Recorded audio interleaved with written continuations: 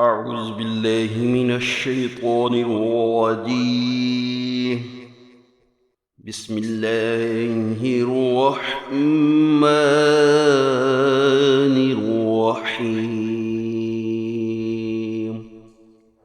يا بني إسرائيل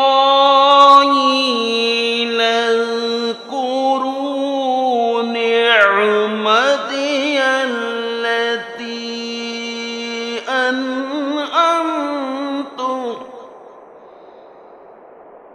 أنعمت عليكم وأوفوا بعهدي أوف بعهدكم وإياي فارهبون.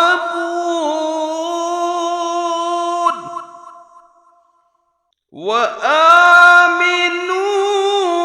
بما أنزلت مصدقا لما معكم ولا تكونوا أول كافر به ولا تشتروا بآياتي ثمنا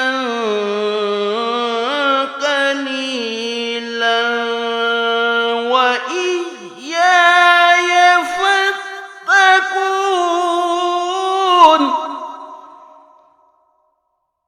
ولا تلبسوا الحق بالباطل وتكتموا الحق وأنتم تعلمون.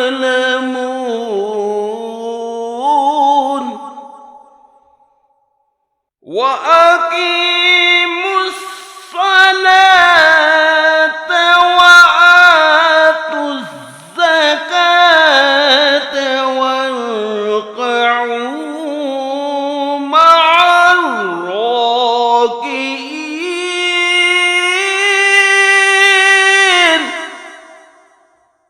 آمنت بالله صدق